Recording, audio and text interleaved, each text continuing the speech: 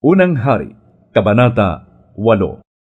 Ang pinuno ng Israel at ang mga pinuno ng mga lipi at ng mga angkan ng Israel ay ipinatawag ni Solomon sa Jerusalem upang kunin ang kaban ng tipan sa Zion, ang lungsod ni David. Kaya nagpunta kay Solomon ang mga pinuno ng Israel noong kapistahan ng 7 buwan ng taon. Nang naroon na ang lahat, binuhat ng mga pari ang kaban ng tipan. Tinulungan sila ng mga Levita sa pagdadala ng kaban ng tipan, ng tolda, at ng mga kagamitang naroroon. Hindi mabilang ang mga baka at tupang inihandog ni Haring Solomon at ng buong Israel sa harap ng kaban ng tipan. Pagkatapos, ipinasok ng mga pari ang kaban ng tipan sa dakong kabanal-banalan at inilagay sa ilalim ng mga pakpak ng mga kerubin. Nakabuka ang pakpak ng mga kerubin, kaya't nalulukuban ng mga iyon ang kaban ng tipan at ang mga pasanan nito. Lampas sa kaban ang mga dulo ng pasanan, kaya't kitang-kita sa dakong banal sa harap ng dakong kabanal-banalan, ngunit hindi nakikita sa labas. Naroon pa ang mga pasanan hanggang sa panahong ito. Walang ibang laman ang kaban, kundi ang 2 tapyas ng batong inilagay roon ni Moises noong sila'y nasa Sinai. Ito ang mga tapyas ng batong kinasusulatan ng kasunduang ginawa ni Yahweh sa bayang Israel noong umalis sila sa lupain ng Ehipto. Pagkalabas ng mga pari, ang templo'y napuno ng ulap, kaya't hindi sila makapagpatuloy ng gawain sa loob. Ang templo'y napuno ng kaluwalhatian ni Yahweh. Kaya't sinabi ni Solomon, "O Yahweh, kayo ang naglagay ng araw sa langit. Ngunit minabuti ninyong manirahan sa makapal na ulap. Ipinagtayo ko kayo ng isang kahangahangang templo, isang bahay na titirhan ninyo habang panahon." Pagkatapos, humarap si Solomon sa buong bayan, at sila'y binasbasan. Wika niya, "Purihin si Yahweh, ang Diyos ng Israel. Tinupad niya ang kanyang pangako kay David na aking ama.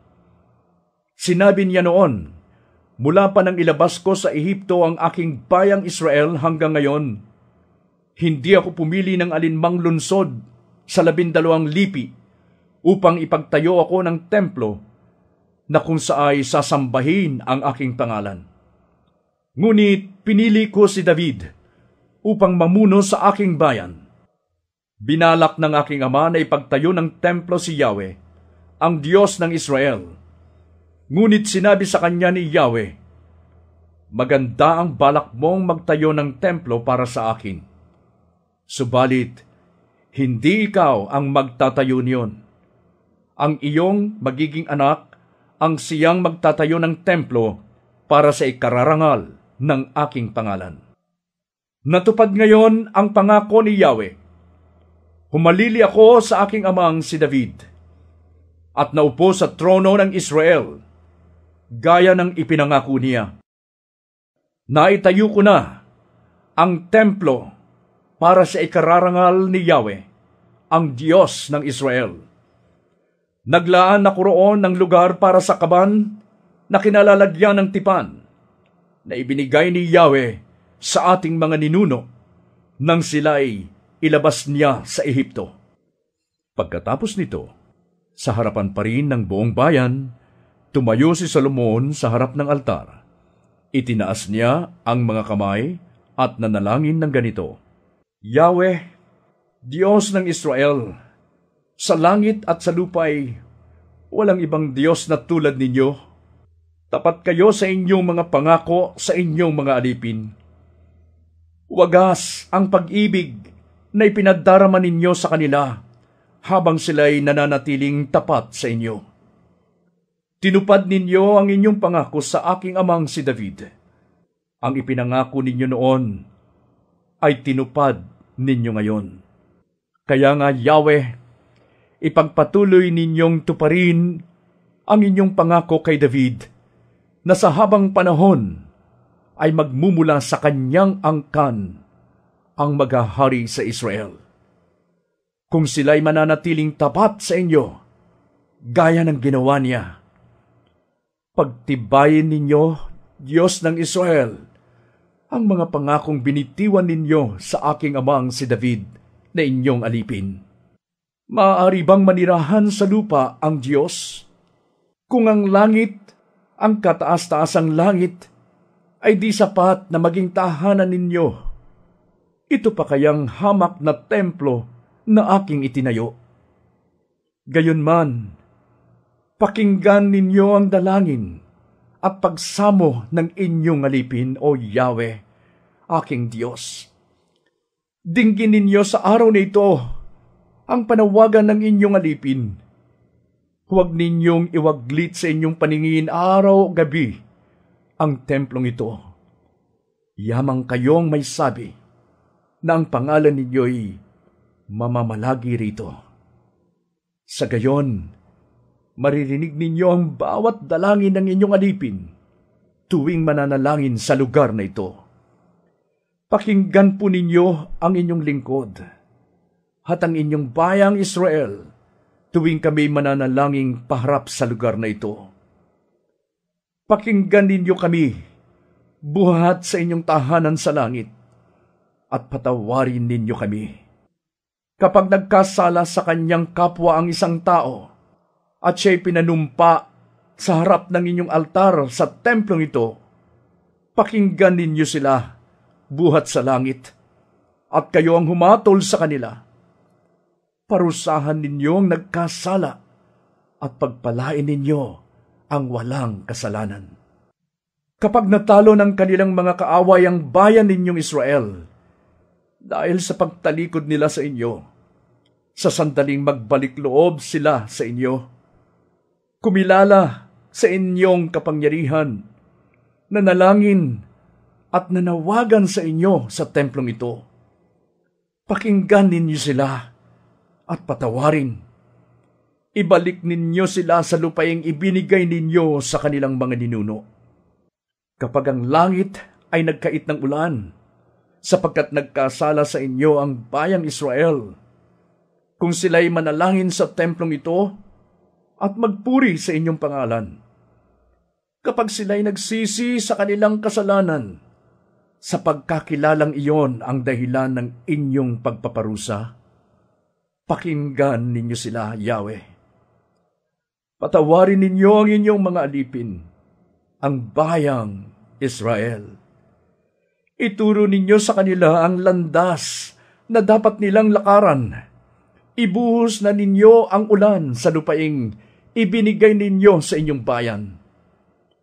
Kung lumaganap sa lupain ang gutom at salot, kung malanta at matuyo ang mga halaman, kung ang mga ito'y salantain ng uod at balang, kapag ang alinman sa kanilang lunsod ay kinubkob ng kaaway, pakinggan ninyo ang kanilang dalangin.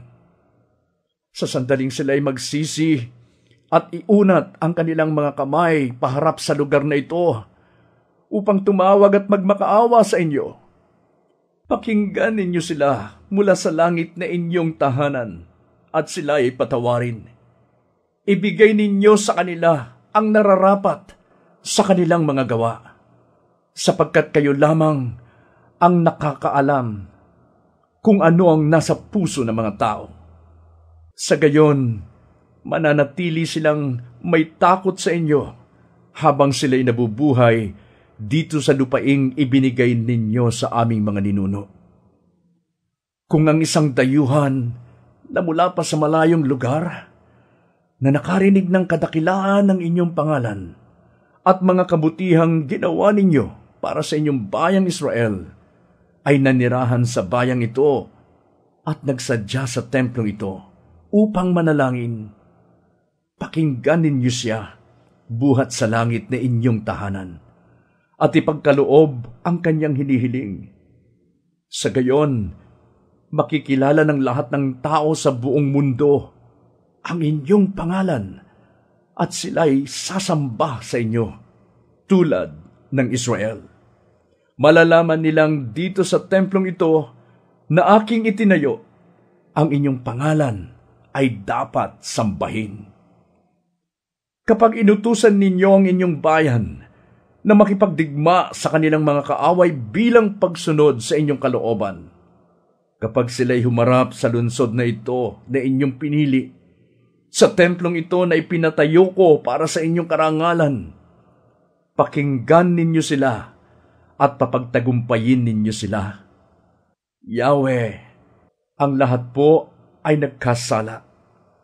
Kung ang bayang ito'y magkasala sa inyo, at dahil sa galit ninyo'y pinabayaan ninyo silang mabihag ng kanilang mga kaaway sa malayo o malapit man, kung sa lupaing pinagdalhan sa kanila'y makilala nila ang kanilang kamalian, at tanggapin nilang silang ay naging masama at nagkasala sa inyo, sa sandaling sila'y magsisi at magbalik loob sa inyo, at mula dooy humarap sila sa lupaing kaloob sa kanilang mga ninuno, sa lunsod na ito na inyong pinili, sa templong ito na ipinatayo ko sa inyong pangalan. Pakinggan ninyo sila mula sa tahanan ninyo sa langit, at ipaglaban po ninyo sila. Patawarin ninyo ang inyong bayan sa kanilang pagkakasala sa inyo. Loobin ninyong kapagan sila ng mga kaaway na bumihag sa kanila, sapagkat ito ang bayang inyong pinili at inilabas mula sa Ehipto, ang lupaing tulad sa nagliliyab na hurno. Lagi ninyong lingapin ang bayang Israel. Lagi ninyong pakinggan ang kanilang panawagan. Kayo at wala nang iba pa ang pumili sa kanila mula sa lahat ng mga bansa sa buong mundo upang sila'y maging inyo. Ito, Panginoong Yahweh, ang sinabi ninyo sa pamamagitan ni Moises nang hanguin ninyo sa Ehipto ang aming mga ninuno. Nakaluhod si Solomon sa harap ng altar ni Yahweh at nakataas ang mga kamay samantalang nananalangin. Nang matapos ang kanyang pananawagan kay Yahweh, tumayo siya at sa malakas na tinig ay binasbasan ang buong Israel na nagkakatipon doon. Purihin si Yahweh! Tinupad niyang lahat ang kanyang mga pangako at binigyan ng kapayapaan ang bayan niyang Israel. Sa lahat niyang mga pangako kay Moises, wala isa mang nasira. Sumaatin nawang lagi si Yahweh, ang ating Diyos, gaya ng ginawa niya sa ating mga ninuno. Huwag nawa niya tayong pabayaan o itakwil kailanman. Tulungan nawa niya tayong maging tapat sa Kanya upang mamuhay ayon sa Kanyang kalooban at sundin ang Kanyang mga batas, tuntunin at hatol, gaya ng ipinag-utos niya sa ating mga ninuno. Manatili nawa araw-gabi sa harapan ni Yahweh itong aking panalangin, upang sa bawat araw ay pagkalooban niya ng katarungan ang kanyang alipin at ang kanyang bayang Israel ayon sa hinihingi ng pagkakataon. Sa gayon, malalaman ng lahat ng tao sa balat ng lupa na si Yahweh ay Diyos at liban sa Kanya'y wala ng iba. Manatili nga kayong tapat kay Yahweh na ating Diyos. Sundin ninyo ang Kanyang mga utos tulad ng ginagawa ninyo ngayon. Sa pagtitipong ito, nag-alay si Solomon at ang buong Israel ng napakaraming handog. Nagpatay sila ng 22,000 baka at 120,000 tupa bilang handog na pinagsasaluhan. Sa gayong paraan, ginawa ni Solomon at ng buong Israel ang pagtatalaga ng templo ni Yahweh. Nang araw ding iyon, itinalaga ni Solomon ang bulwagan sa harap ng templo. Doon niya inihain ang handog na susunugin, ang mga handog na pagkaing butil, at ang mga taba ng handog na pinagsasaluhan sapagkat ang altar na tanso sa harapan ng templo ay napakaliit para sa ganoon karaming handog.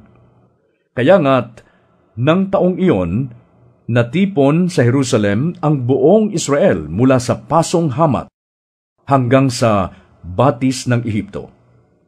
Sa pamumuno ni Solomon, ipinagdiwang nila ang pista ng mga tolda sa loob ng 7 araw. Sa 8 araw, pinauwi na ni Solomon ang mga mamamayan. Masaya silang umuwi at binasbasan ang hari dahil sa mga pagpapalang ipinagkaloob ni Yahweh kay David na kanyang lingkod at sa kanyang bayang Israel.